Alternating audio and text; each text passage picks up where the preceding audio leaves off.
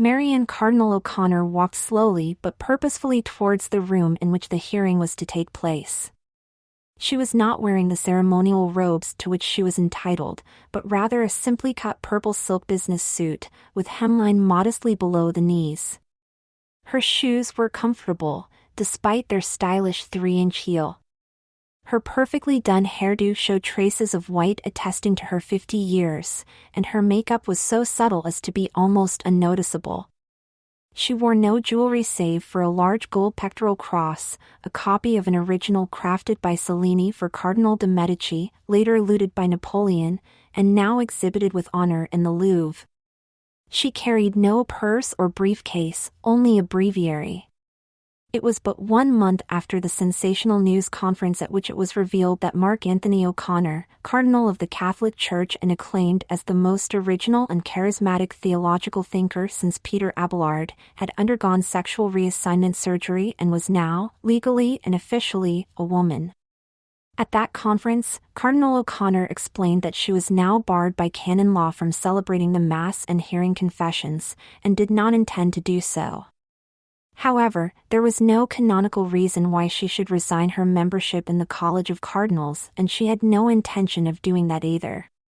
Cardinal O'Connor had been elevated to the purple by the late beloved Pope J***, generally considered a sure candidate for beatification in the near future.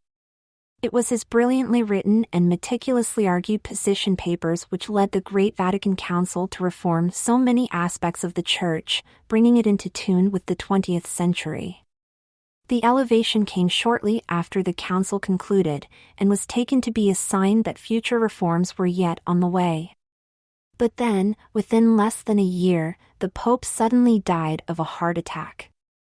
His successor, a mild and gentle man, could not stand under the pressures of his great office, and he too died within a few months of his selection.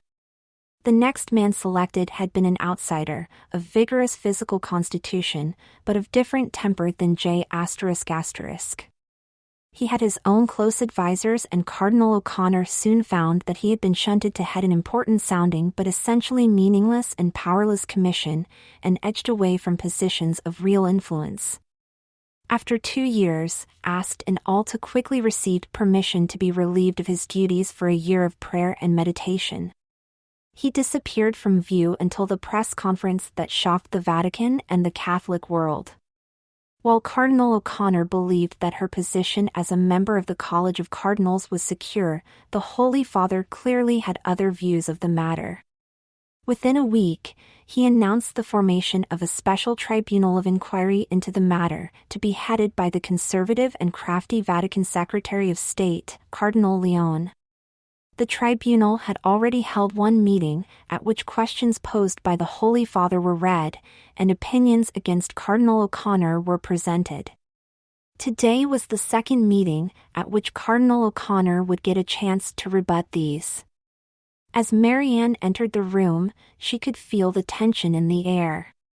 The members of the tribunal, her erstwhile colleagues, some of whom she had considered close friends as well, looked at her as though she were a freak in a circus.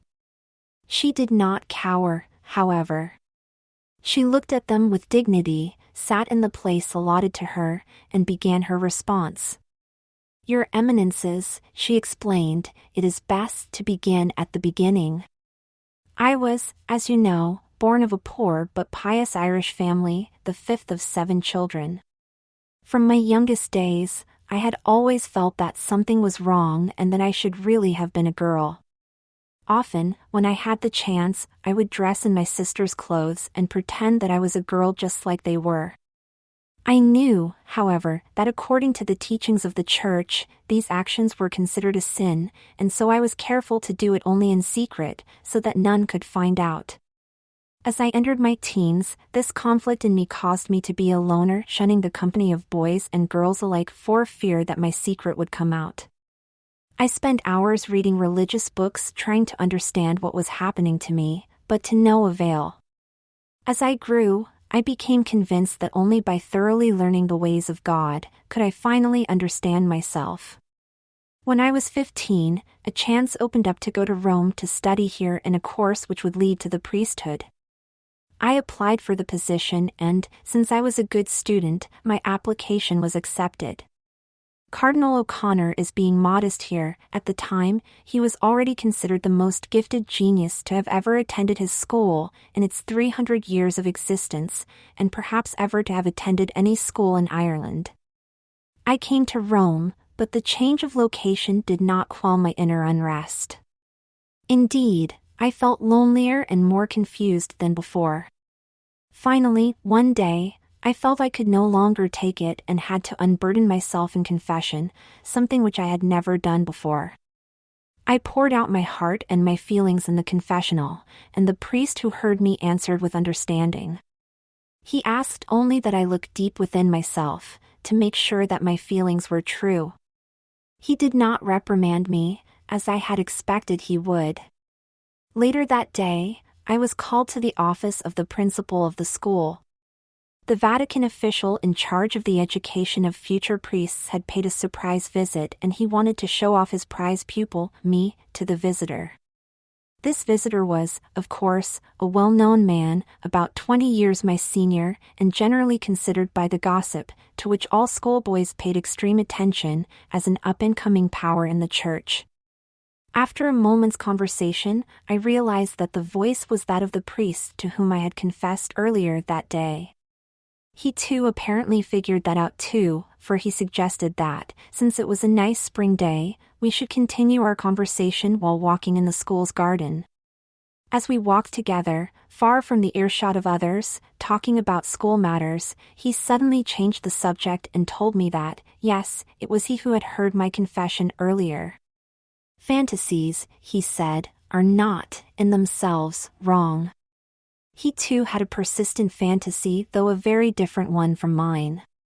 Having taken a vow of celibacy, he fantasized what it would be like to live a normal life, with a wife and child, whom he could love, educate, and care for. If I had a daughter, he said, I would hope she would be just like you. We talked some more, and, by whatever means, a symbiosis emerged, one about which neither of us had dreamed, but which we obviously both wanted and needed. The next time we met, it was not on the school grounds, but in an out-of-the-way cafe in one of the suburbs of the city. He was dressed this time not as a priest but in the slacks and turtleneck sweater of a typical Italian middle-class businessman. I was dressed in a semi-revealing top and skirt that were all the rage among Italian teenagers of the day. For the rest of the afternoon, we were father and daughter. He took me shopping, sightseeing, and dining. 2 weeks later, we met again, and then again. Soon, we had established a definite pattern. Once every 2 weeks we each escaped into our intermeshing fantasy worlds, he as a man of the world and me as his daughter. Let me emphasize, Your Eminences, that the relationship was totally chaste. The most intimate thing we ever did was that he would give me a fatherly kiss on the forehead when our meetings came to an end.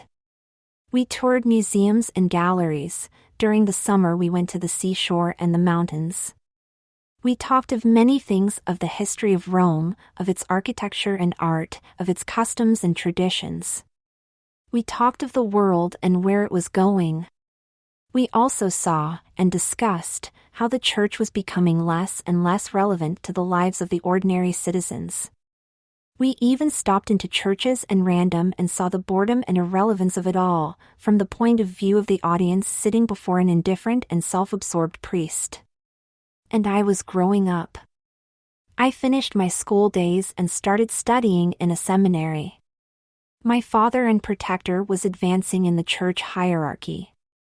One day, he asked me what I saw my future to be. In my role as his daughter, to which I had become so accustomed, I answered what was truthfully in my mind: I want to become a nun, father, and work with the poor. At our next meeting, he was not alone, but rather with a woman his age. Though she was not dressed in a habit, I quickly recognized her as Sister Sophia, founder of the famous Order of Poor Sisters, known and praised in the popular press as the Midnight Angels of Rome, nuns who roam the city streets late at night, locating and taking care of the poor, the homeless, and the neglected. Sophia was a world-wise woman. She had been a fashionable courtesan of considerable repute in her day who, suddenly, left her profession at the height of her renown and joined the church. She had met many girls like me, and was not in the least shocked by it. After a long and probing talk, she accepted me into her order. For the next 20 years, Your Eminences, I spent my nights as Sister Marianne, the Midnight Angel. Along with other sisters of the order, I fed the hungry, found shelter for the homeless, clothed the naked, and comforted the despondent. I held girls of 13 and 14 in my arms as they tried to overcome the effects of excessive of alcohol or drugs. I midwifed dozens of babies in dirty alleys or in the backrooms of brothels, and made sure that mother and infant were sent to hospitals for proper care. I saw and experienced aspects of the city which you never see through the smoked glass windows of your limousines, nor can you possibly imagine. And during the day, I continued my life first in the seminary and then, after ordination, as theological scholar and, later, teacher. You are all, I am sure, familiar with some of the many books and articles I wrote during that period, though many of you do not agree with them. My fantasy meetings with my father and protector stopped, as he was promoted and transferred to a city in the north of Italy, but I was already carving my own path upwards in the Vatican establishment. When J** was selected as Holy Father, I for the first time found that I could really influence the way the Church was moving. This consumed all of my time and attention, and my nighttime existence as Sister Marianne came to an end. Upon his tragic death, and as I lost the ability to help move events in the direction I felt necessary, my attention returned to my own self and I felt it was time to put my own soul in order. As you know, I applied for, and was granted, a leave of absence in order to meditate and pray. I chose a hermitage not far from Mount Tabor, the site of the Sermon on the Mount. There, surrounded by pine trees, I was able, for the first time, to carefully consider my own predicament. In verse 27 of chapter 1 of Genesis, we read about the creation of man, the following words, in the original Hebrew, Sakar unkiva bara odom, which are generally translated as male and female he created them. The Hebrew conjunction U is generally interpreted as creating a dichotomy either male or female. However, that is probably not a correct reading. It should more likely be considered as conjunctive, both male and female. I will not tire you with a detailed philological analysis, but I ended up writing a long monograph on this with Professor Aviatar Etchen of the Department of Biblical Philology of the Hebrew University in Jerusalem, which is now in press and which should be published shortly. In other words, the soul of every human being has both a male and female aspect. One of these, as a rule, is more dominant than the other.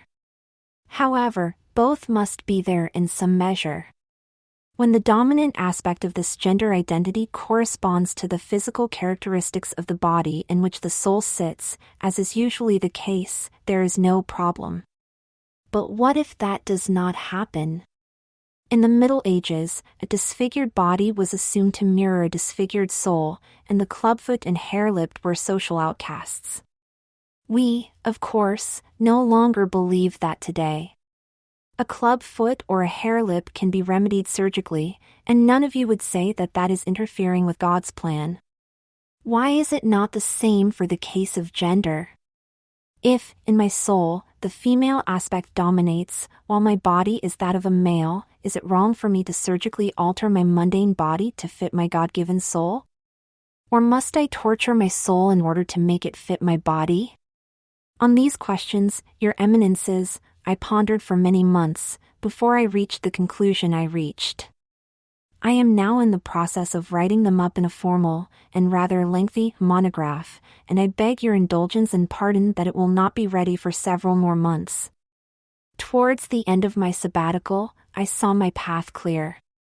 A quick trip to Bangkok, and the hands of a very gifted and understanding surgeon, gave me the harmony between body and soul which I have craved since childhood. I am at peace. With those words, Cardinal O'Connor ended her testimony, and asked if there are any questions that need clarification. Just one, replied Cardinal Leone. I would like to know the identity of the man you called your father and protector, the man who started you on the most terrible path that led to your present condition. I cannot reveal it, replied Marianne. He is no longer in this world, and I do not want to harm his blessed memory by having his name come out.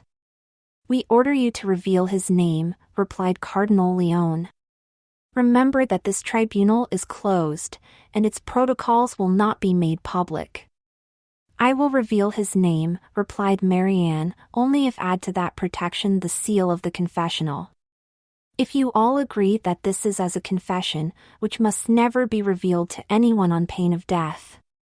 The cardinals in the room nodded their assent, and all secretaries and assistants left the room. You all knew him, replied Marianne, under his apostolic name, Pope J. He was my father and protector. After he named me cardinal, he joked with me in private that many popes in the past had been guilty of nepotism for naming their sons as cardinals, but he would surely go down as the first to have named his daughter. After Cardinal O'Connor left the room, the tribunal met to consider its decision, which was announced the next day in a meeting open to the public. The sole reason for removing a person from the College of Cardinals for reason other than physical inability to perform his duties is if a sin had been committed which led to that person's initial nomination or in that person's actions after nomination. No evidence of such a sin has been presented to the tribunal as yet. Moreover, interesting theological questions have been raised, which require much further study and consideration. Until the time such study is completed, or further evidence is presented, this tribunal will be adjourned. During the period of adjournment, Cardinal O'Connor will retain her position as a cardinal of the Church. Marianne, and everyone else in the room, including the representatives of the press, immediately grasped the significance of the pronoun in the last sentence. The tribunal would never be reconvened. In the months following her hearing before a board of cardinals, Cardinal O'Connor maintained a low public profile. She refused all invitations to speak for or to various feminist, gay rights, or other agenda-oriented groups. She refused to appear on platforms with politicians or social reformers. She turned down offers to write her autobiography, or have it ghostwritten, or even to write for popular magazines. She continued her theological writings, but they were aimed at a very specialized audience and not at the general public. Her only lectures were given in theological seminaries and concerned her studies and striking reinterpretation of the writings of such medieval theologians as Rolandus Baldinelli, Johannes Teutonicus, and Richard of Middleton. It therefore came as rather a surprise when, on the first anniversary of her transition, she let it be known discreetly and through intermediaries that she was willing to be interviewed on the subject on the BBC. Needless to say, the BBC was quite happy to oblige and arranged for an hour-long interview by no less than Sir Martin Keegan, the distinguished BBC producer who had recently been knighted for his contribution to quality television. Sir Martin was himself a Catholic, and the administrators of the network were confident that he had sufficient experience and tact to handle the interview well. On the appointed day, Cardinal O'Connor appeared at the BBC's Rome studios to tape the interview. She was wearing a somber black dress, again with no jewelry save for her pectoral cross. She definitely looked older and more serious than she did last year. The white hairs on her head were much more noticeable, giving visual evidence of the terrible strain she must have been under for the past year. Though kind and polite, she did not smile as widely as she did a year before. The first 20 minutes of the interview went as Sir Martin had expected. Cardinal O'Connor recalled the reasons for her decision to transition, gave a short history of her life up to that point, omitting, of course, all mention of His Holiness Pope J and his part in what had happened. At this point, however, Sir Martin decided to start probing a bit deeper. Cardinal O'Connor, he said, until today you have refused all media requests to interview you. What caused you to change your mind? It is because of a French-Canadian priest, Father Bernard Pelletier, replied Cardinal O'Connor. If you will indulge me, I would like to tell you his story." The camera turned to Cardinal O'Connor's face, which plainly showed her anguish, and she began. "Father Bernard Pelletier was born in Montreal 25 years ago. Like me, he was born in a body which did not fit his gender identity. Indeed, he was born in the body of a girl, and was christened Bernadette Pelletier. He underwent the same anguishes I did, but his circumstances were much different from mine. For one, the whole issue of transsexuality has become more open and above board than it was when I was young, and Bernadette was able, through the internet, to learn about it and find others like her. More importantly, the young Bernadette confided in her parents, who are educated and enlightened people. Her father was a clinical psychologist, familiar with the gender problems. After sending Bernadette to talk to one of his colleagues, who confirmed that her feelings were genuine and deeply held, he and her mother agreed to raise her as though she was male. They called her Bernard and sent her to a private school under that name. She was given appropriate hormones to keep from developing a female body, and, when she was of legal age, she underwent sexual reassignment surgery at the hands of one of the excellent surgeons in Montreal. All this was done, let me emphasize, with the loving care and support of her family. Bernard emerged from the experience as a handsome and likable young man, with no psychological scars and with a deep sense of gratitude. The Pelletier family is deeply religious, and Bernard's gratitude extended not only to his parents but also to his God for placing him in such fortunate and loving circumstances. He decided that he could best repay this favor shown to him by becoming a priest. He was accepted to a theological seminary in Quebec, and there completed his studies. It is during that time, incidentally, that I may have met him. I had been on a lecture tour of North America and remembered giving a talk at that seminary during the time he was there, and he later wrote to me that my talk moved him very much. He claimed that we met at the reception after my talk, but, to my sorrow, I must admit that I cannot recall his face. There were so many talks, so many students. Upon graduation, Father Pelletier volunteered to serve in an obscure parish in northern Quebec, even though he could have pulled a few strings and gotten himself assigned to some rich church in Montreal. He felt, however, that it was his duty to go where he was most needed. The parish to which he was sent was Aldanjou, deep in the forests of the Ungava Peninsula in the far north of the province. The small town had been without a permanent priest for almost a decade, and the church was in urgent need of repair. But Father Pelletier set to work with zeal and determination. It was not easy. French Canadians are a very insular people, and the small communities spread out thinly in the northern forests are even more insular. It took a long time for him to gain first the respect and then the trust of his parishioners, a long agonizing time. And then, suddenly, a crisis arose. One winter night, as he was seated at his desk working on the parish accounts, he heard a rap at his door. Dominique, the 15-year-old daughter of Jean Laplace, one of the woodsmen who lived in the town, came in a horrid story. Her father and two of his friends had gotten drunk earlier and had viciously attacked and raped her. She fled the house after they had all passed out, and ran to him for sanctuary. There is no police station in Aldanjou.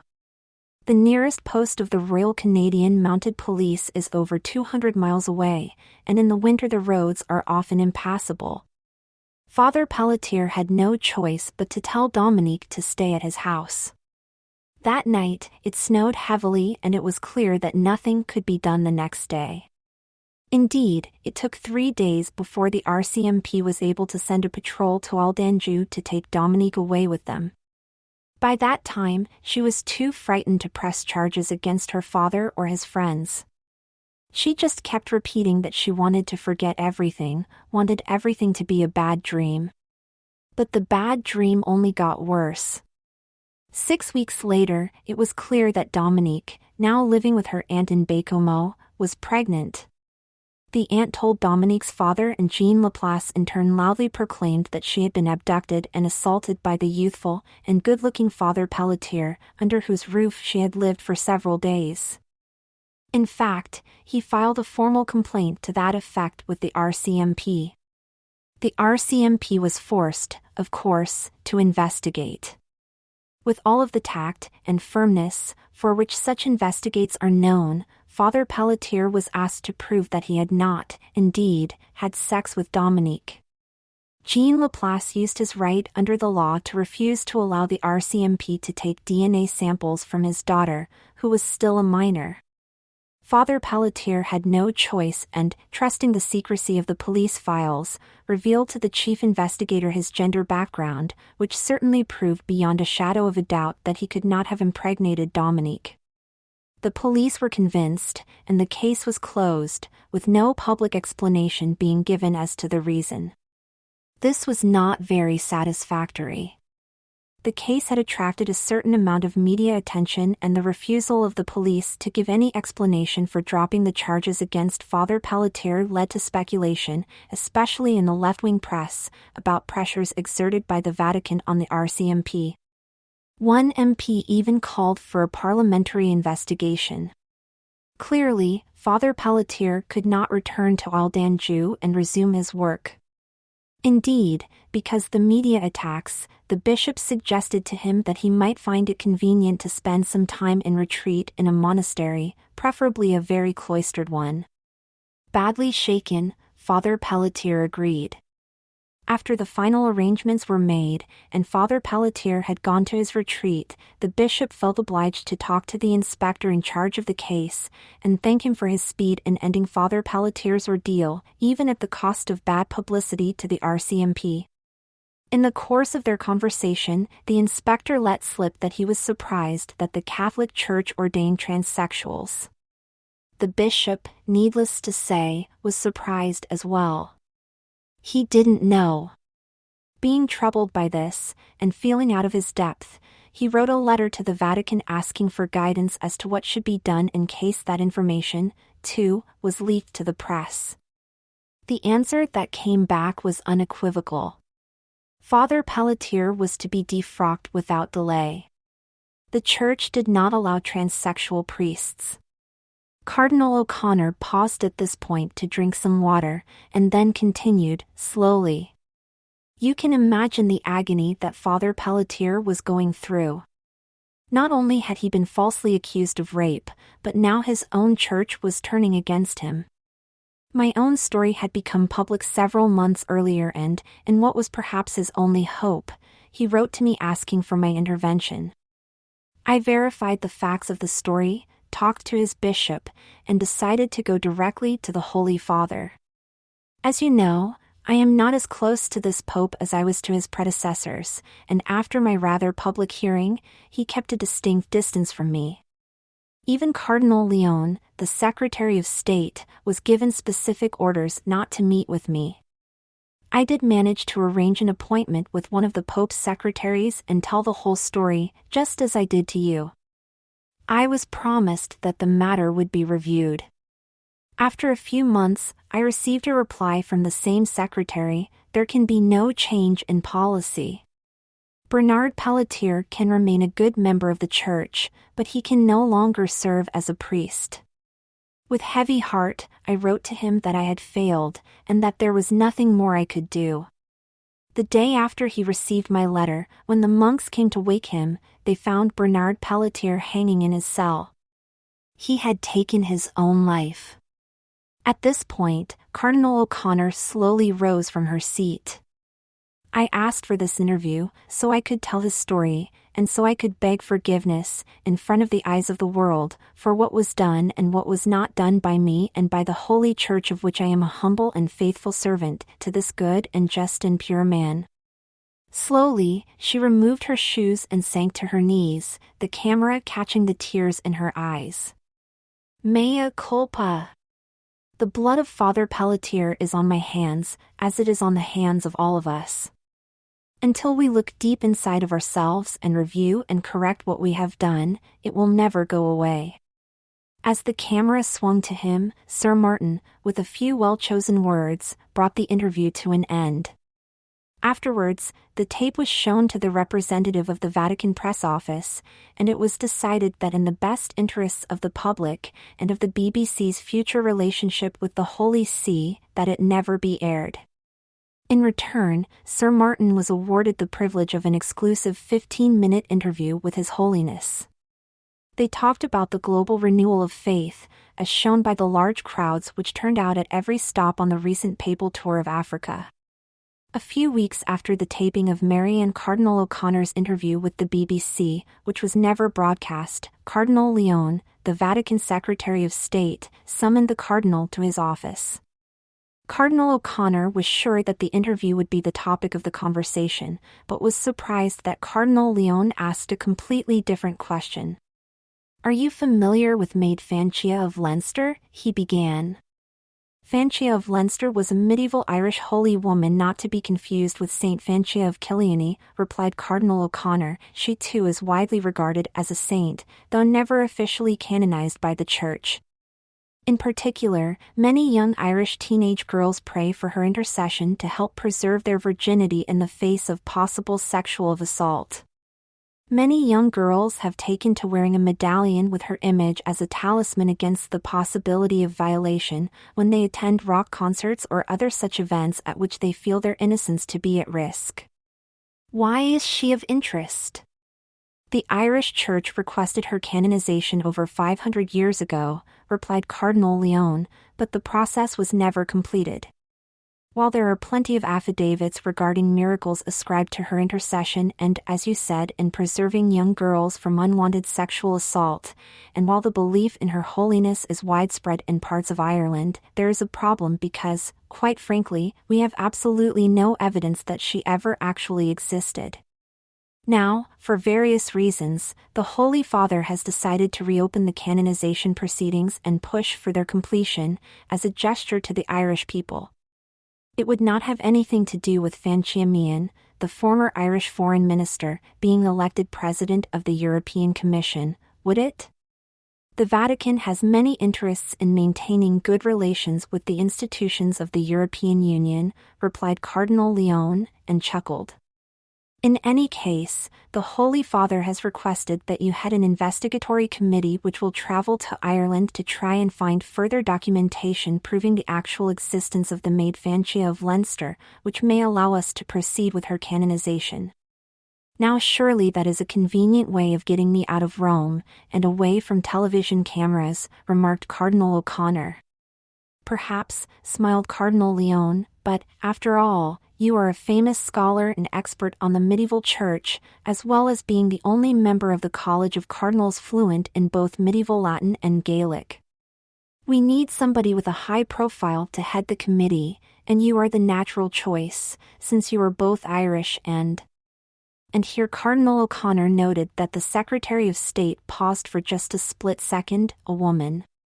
The truth be told, your name came up for this project several months ago, so let us just say that the recent, unfortunate incident helped hurry the decision a bit. Who will be the other members of the committee? Asked Cardinal O'Connor. I suggest Father Edward Laffey and Sister Elizabeth Dwyer, both of the Pontifical Institute, replied Cardinal Leone. They are acknowledged experts on medieval Irish manuscripts, and I know that you have worked closely with them in the past. Of course, if you wish, you can insist on someone else. They are certainly a good team, replied Cardinal O'Connor. I am quite satisfied with them. It took a month for the team to assemble and make the necessary preparations. They made arrangements to work in the rare documents section of the library at Trinity College, Dublin, and hired several graduate students to help them gather and organize the materials. By the time they arrived in Dublin, the students had assembled for them all known manuscripts which might be somehow related to the time and place of Maid Fancia of Leinster. After 4 months of very hard work, however, frustration began to replace hope. The kingdom of Leigh, Leinster, was very old, dating back to the 2nd century AD, and had a long written tradition. Many medieval manuscripts and chronicles written in Munster exist, and all of them were checked and rechecked. But there was no mention of Fancia at all, until over 150 years after the traditional date of her death. Even then, she is not mentioned directly, but the chronicler merely records the fact that many people seek her intercession as a saint and holy woman. There is a definite possibility that he was really referring to Fancia of Killiany, but became confused over the dates of her life. Several reliable chronicles and other documents from the time she was supposed to have lived exist, but they do not mention her at all. Then, late one night, a break came. Cardinal O'Connor was returned to the shelf a beautiful 12th-century copy of Feligre, a poetical work on the saints of Ireland written by St. Angus in the 8th century and copied many times since then, when she seemed to sense that one of the covers seemed a bit thicker than the other. Using calipers, she confirmed that this was indeed the case. Later, thinking back over the matter, she wondered if her ability to feel such a small difference in width was itself almost a miracle, and just perhaps may have been due to some divine intervention. Carefully, she slit the leather of the binding with a razor blade and, sure enough, hidden in it was a folded sheet of vellum, covered in minuscule writing. With growing excitement, she carefully unfolded the sheet, put it under a magnifying glass, and began to read it, writing down a translation from the Gaelic into modern English as she went along. "It is God's will that my eyes cloud over and soon I will no longer be able to use my pen.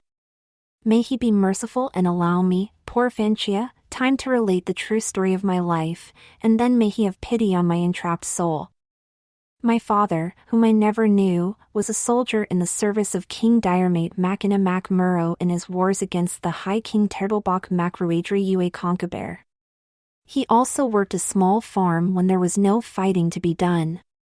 My mother bore him 3 healthy sons, and then, over a period of 10 years, 5 more children, 2 boys and 3 girls, were born, all of whom died before they reached their 3rd year. I was her last child. Shortly before my birth, my father was called to the fighting yet again, and he took with him the 3 brothers I never met, the oldest to learn the trade of war and the younger 2 to act as grooms and arms-bearers for some of the lords, as a way of preparing their future. She never saw them again, for they all perished together in a terrible battle, or so she was told. Though I was born with the body parts of a boy, my mother was determined that I would never be taken from her to go to war, and so she raised me as a girl, and gave me the girl's name of Fancia.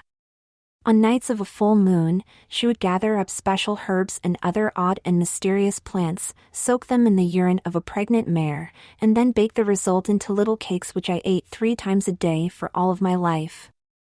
As a result this, and of her constant prayers for the intercession of the Virgin, I grew up as fine and pert a lass as you will find in the kingdom.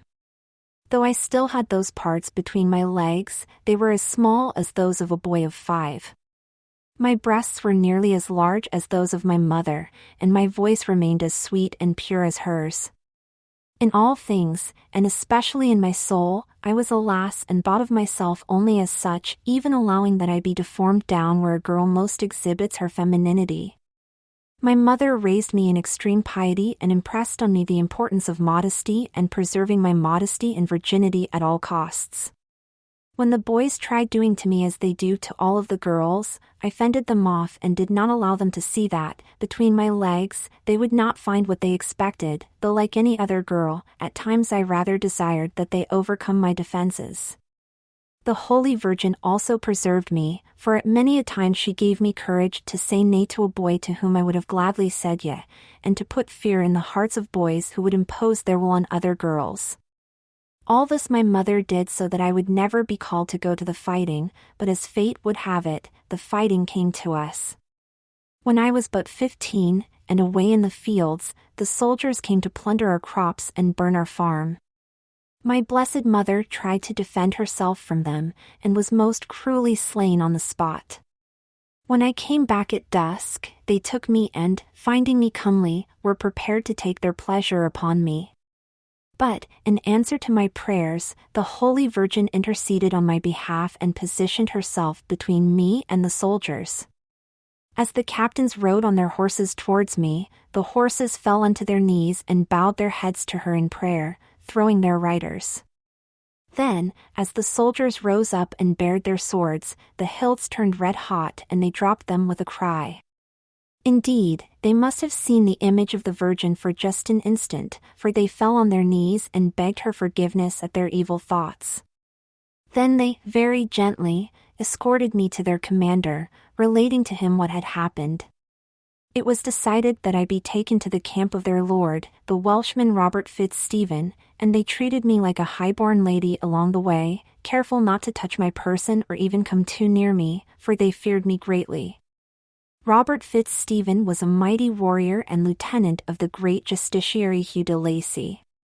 He feared neither man nor God, nor did he fear the Virgin.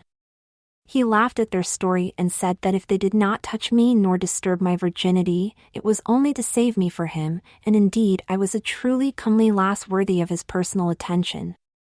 At his direction, the ladies of his court bathed me, arrayed me in fine garments and dressed my hair.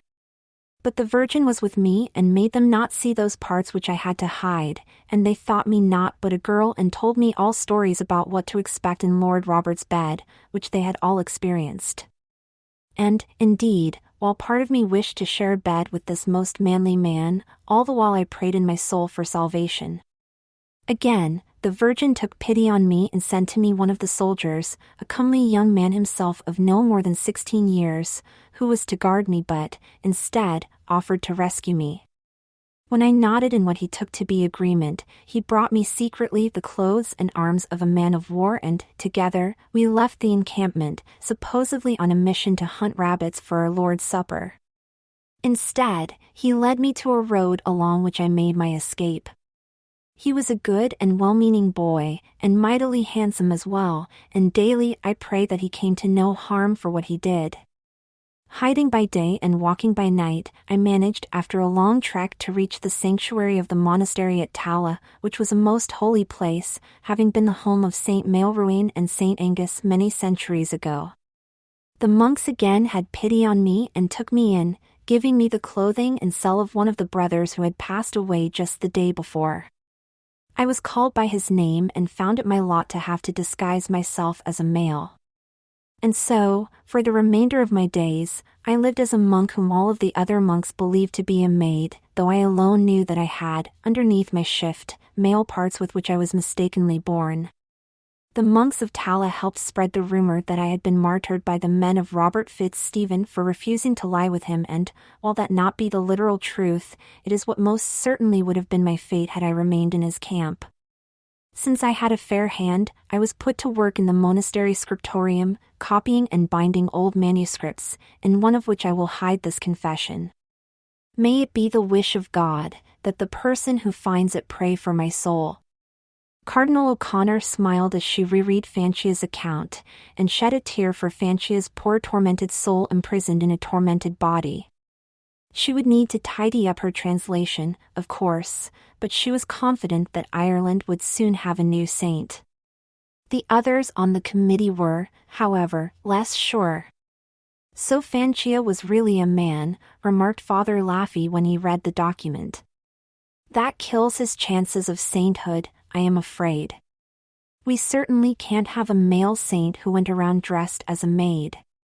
How a person dresses is certainly not a critical factor, replied Sister Dwyer. Remember that Saint Joan of Arc dressed routinely in men's clothes. That is true, replied Father Laffey, but she never claimed to be a male, nor is she considered a male saint. Here we have a case of a saint who not only dressed as a woman but claimed to be one as well, even when, at the end of his life, he lived as a monk. Moreover, we have the additional complication that Fancia of Leinster is widely adored as a woman and his intercessions are that of a female saint. It would hardly do to tell the young girls who looked to the protection of Fancia that he was really a man. And it would be wrong to do so too, replied Cardinal O'Connor, for in my eyes, as I believe in the eyes of the Lord, she was really a maid. The fact that Fancia's body had male parts, as she says, has nothing to do with her soul, which is most assuredly female. There is surely nothing in her account to suggest that, even at the end of her life, she considered herself anything but female, nor that the monks among whom she lived did either. Moreover, Robert Fitzstephen and his soldiers certainly acted towards her as though she was a female, and the miracles the Holy Virgin performed to preserve her innocence are those that would only be done for a female. Certainly, you are not accusing the Holy Virgin of being unable to discern her real gender. On the contrary, by protecting her, the Virgin is quite definitely asserting Fancia's fundamental femininity. We are aware of the theological arguments you have put forth in your recent book, countered Father Laffey, but you will admit that they are, to say the least, somewhat controversial. They are hardly material on which to base a canonization. This is more than a theological argument, replied Cardinal O'Connor. We must also listen to the faithful. Generations upon generations of young girls have asked for the intercession of Fancia of Leinster to save them from sexual assaults, and many have been answered. Are we to tell them that their faith was misplaced because we are more interested in the body parts of the Maid Fancia than in the nature of her soul? In any case, it is not the job of this committee to decide these points. Our purpose was to find evidence of her actual existence, and that we have surely done. Let us make our report on that point alone, and let the postulator general carry on from there. On that the committee members, after long arguments, finally agreed. Their final report merely stated that they had come across a manuscript in Fancia's own hand, stating that she had been abducted by the soldiers of Robert Fitzstephen, brought to him, and later escaped, hiding out in a monastery disguised as a monk. All reference to her body parts was omitted. A copy of the manuscript, but not the full translation, was attached to the report, of course. Cardinal O'Connor was rather doubtful that anyone at the Vatican, save the 3 members of the committee, was capable of deciphering it. As time passed, Marianne Cardinal O'Connor became accepted more and more in Vatican circles and stopped being, as she sometimes called it, a freak show both to her colleagues and the media. She carefully stayed within the theological bounds. Even though she had been ordained when she still was a young man, she eschewed all priestly functions. She granted no more interviews, nor would she talk about gender issues in any forum. She managed to finish her major study of the theology of the great Dominican friar and Saint Albertus Magnus of Cologne, a study widely praised both inside the church and in academia for its comprehensiveness and erudition. She returned to teaching. She never, however, regained the position of power and influence she had under the late Pope J*****. The routine of her life, however, was broken one day, when Cardinal O'Connor received a telephone request from the appointments secretary of Signora Angelica Monteperti, saying that her mistress would like an audience with Her Eminence Cardinal O'Connor at Her Eminence's earliest convenience. Though Cardinal O'Connor had never had the opportunity to meet Signora Monteperti in person, she knew, as did everyone in Rome, that Signora Monteperti was a very wealthy woman, whose wealth was rumored to exceed that of the Queen of England and the Queen of the Netherlands combined, who had the reputation of being a pious Catholic and who contributed tens of millions of euros to Catholic charities every year. Certainly she was someone to be taken seriously, and so a meeting was scheduled for 9 o'clock the next morning, in Cardinal O'Connor's office at the Vatican. At precisely 9 a.m., an elegant and immaculately dressed Oriental woman stepped through Cardinal O'Connor's door. After being asked to sit, she came immediately to the point. "I would like to tell you a long story, Your Eminence, and then ask a big favor of you. The details of this story are highly personal, and I would appreciate it if you treat them with utmost confidence." Cardinal O'Connor nodded in assent, and so she began. "As you can see, I am not European by birth," she began. "I am Thai, born in a small and very poor village in the north of the country. I was raised from birth as, to use the local term, a ladyboy. That is, I was born as a genetic male, but was raised and treated as a girl. My parents fed me natural female hormones in doses sufficient to keep my figure very girlish, though not enough to hamper my genital development. At the age of 11, I was sold to a brothel in Phuket, where I was trained for a year in the feminine arts and the arts of pleasing those men who come to Thailand looking for exotic sexual thrills. I was then sold to a larger brothel in Bangkok, where my training both as a woman and as a whore were further refined. At the age of 13, I was sent to a clinic for breast implantation and some other cosmetic surgery. I was then resold, along with 15 other girls, to a Singapore-based group of people smugglers who transported us by various means to Albania. From the Albanian coast, in the dead of night, we were smuggled by fast boat across the Adriatic Sea into Italy, where I was once again sold to a brothel in Rome which specialized in clients with special tastes. That house, by the way, is less than 2 kilometers from the Vatican and numbers among its patrons several high-ranking members of the Curia, and more than one of your colleagues in the College of Cardinals. I was fortunate in that, because of the select nature of the clientele, we were given decent food and clothing, as well as regular medical checkups. Nonetheless, I hated my life there. Most of the clients treated us like dogs or, at best, like serving women. The one exception, and the only one of my regular clients I looked forward to, was a man in his middle 50s named Umberto, who came twice a week. He always treated me with kindness and consideration, and often brought me presents. I, in turn, always tried to do the best to please him. One day, however, I could stand it no longer and, after a particularly gratifying session, I started crying and told him that this would probably be our last time together, because I intended to escape from the house later that night and drown myself in the Tiber. He cradled me in his arms like a little girl, and gently calmed me down. He then told me to get dressed, and had me lead him to the manager of the brothel, a brutal man whom we all called Three-Eye Luigi because of his affectation of wearing a monocle in one eye. Without knocking, Umberto barged into Luigi's office, walked up to his desk, and stated, "I want to buy Angelica from you and take her from here." "Tell me your price." "We don't sell the girls who work here, we only rent them," replied Luigi, "so kindly leave." Umberto shot out his hand, grabbed Luigi's monocle, and smashed it on the desk. "You do not know to whom you are talking," he said in a slow and even tone of voice. "I am Umberto Monteperti, and what I want, I get. I own this building and, for that matter, all of the buildings on this street. Unless you sell Angelica to me immediately, within 1 hour you and all of your girls will be out on the sidewalk watching while my bulldozers raze your establishment to the ground." Even I knew enough about the name Umberto Monteperti to be awed. He was considered one of the richest and most ruthless men in Italy, if not all of Europe, having parlayed the family-owned chain of retail outlets into a marketing empire, to which he added a media conglomerate which included 3 television networks and dozens of major newspapers and magazines, the second largest automobile manufacturer in the country, a major construction company, a Premier League football team, huge tracts of real estate, and hundreds of other enterprises in Italy and abroad.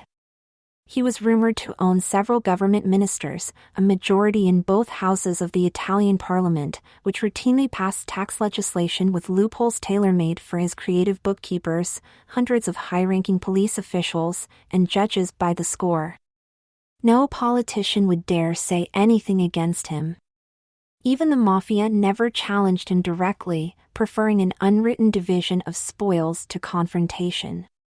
This was not a person you casually dismissed from your office. Luigi picked up his phone, dialed a number, and began talking excitedly in a Sicilian dialect which I couldn't follow. After a minute, he put it down, and turned to Umberto in a most obsequious manner. "Signore Monteperti, I most humbly apologize for the misunderstanding. It is true that under no circumstances do we sell our girls, but we are always happy to make presents to our sincere friends. Please take her as a gift of the house. Please take as many of the girls as you wish." Umberto did not even thank him. "Get your personal effects," he said to me. "Never mind your other clothes, I will get you new and better ones anyway." Within 5 minutes, I was seated in Umberto's huge Mercedes limousine, while his chauffeur navigated through the streets of Rome. We arrived at the largest mansion I have ever been in, and he led me gently to a bedroom which would most certainly have awed Marie Antoinette. "Now sleep, my darling Angelica, and never think of suicide again. Tomorrow is a new dawn in your life."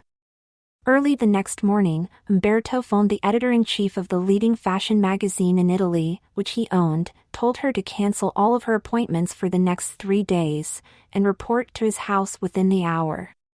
He then gave her a no-limit credit card and ordered her to outfit me completely, from the skin out, at the best fashion houses in Rome. I was also taken for a private session at the best and most exclusive beauty spa in Rome, which he also owned, which had been cleared of all of its other clients, and given the complete works. Of course, some of the people who fitted me and treated me saw or felt what I had between my legs, but nobody said a word. Signore Monteperti's tastes were known in certain, very select and very discreet, circles, and were not to be commented on. By the second day, and this is surely a record for the Italian bureaucracy, I also held in my hands papers, signed by the minister himself, attesting that Miss Angelica Terasupa, a female born in Thailand, was a legally naturalized citizen of Italy.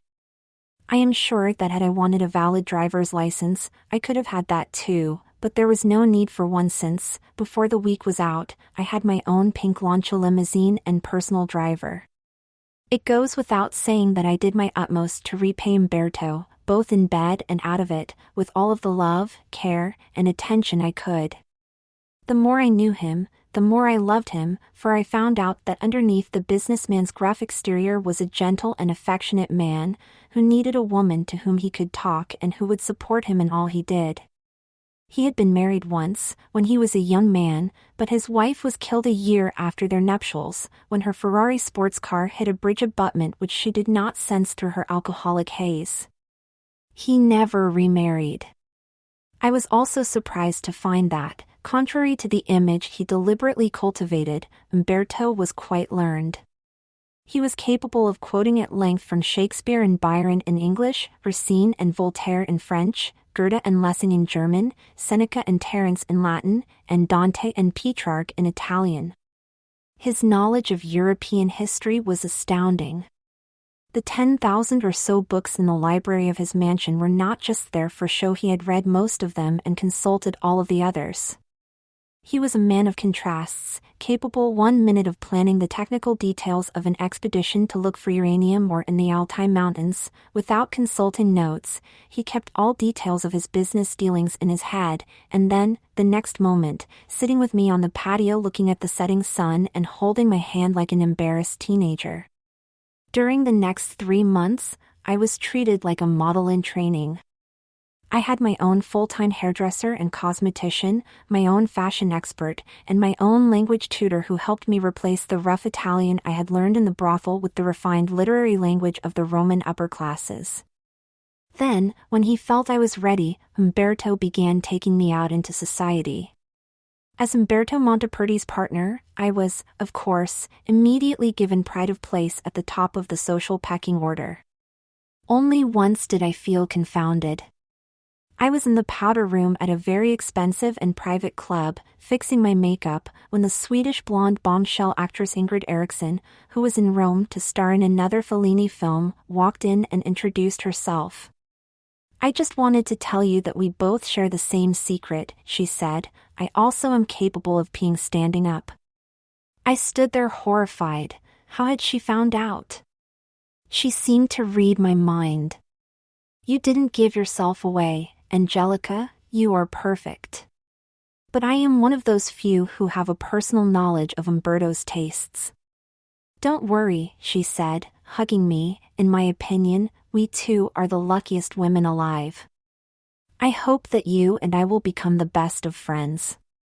At this point, Cardinal O'Connor briefly interrupted the story. "I remember Ingrid Eriksson, but she seems to have disappeared completely. Whatever happened to her?" After her film career began to wane, she decided to return to her male self, said Angelica. He had those magnificent breasts removed surgically and went back to using her birth name of Ingmar. He now runs a small art gallery in Lund, is happily married to a woman who knows about his past, and has 2 beautiful daughters who don't. We are still the best of friends and keep in constant touch. Every summer the Eriksson family spends 2 weeks with me, cruising the Mediterranean on my yacht. To return to my story, she continued. I was in heaven for a period of 2 years, a princess of Roman society, on the arm of a rich and powerful man, whom I loved with all my heart, and who in turn loved me no less.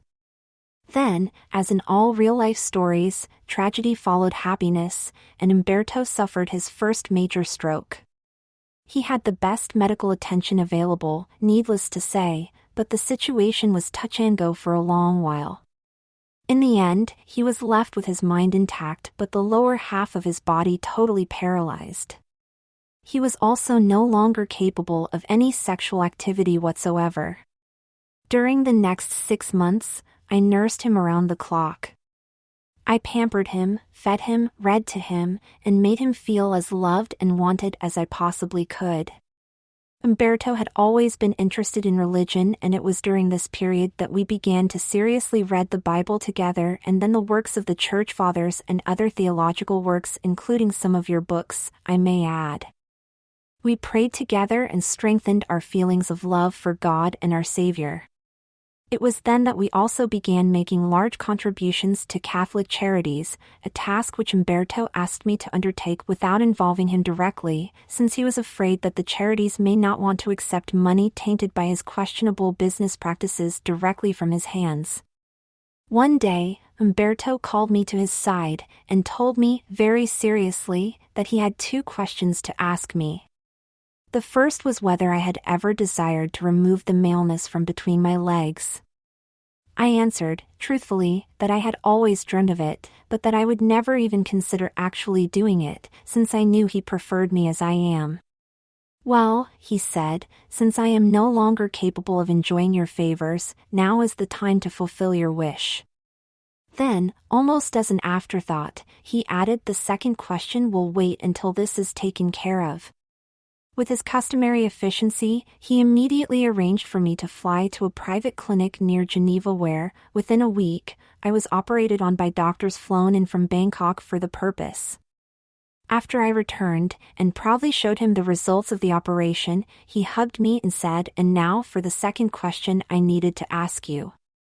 With that, he pulled out of his pocket a small box, and opened it to reveal the most beautiful diamond-encrusted ring I have ever seen.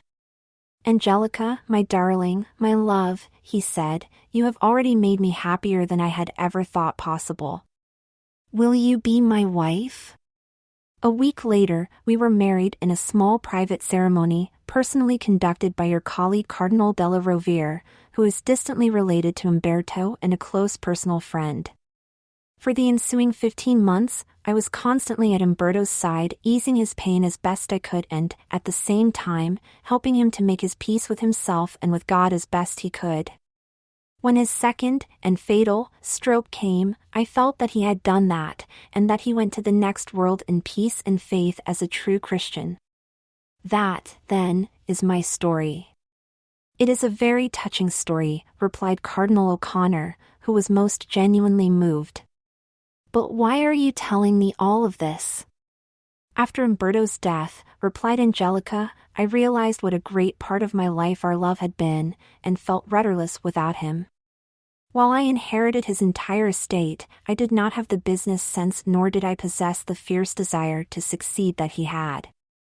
I therefore arranged to sell off most of his enterprises, putting the money in sound and prudent long-term investments, which needed little day-to-day tending. The whirl of society, without Umberto at my side, bored me and I began refusing many more invitations than I accepted. I spent more and more of my time in spiritual reading and contemplation of this world, and of the next. In the societies of the Orient there is a custom that the widow of a powerful man retires to a convent for the rest of her days, and I began to see the wisdom of that tradition, and resolved to do likewise. However, I was shamed and shocked to find out that most orders of nuns would not have me as soon as they learned that I was not a genetic female, a detail I refused to hide or lie about.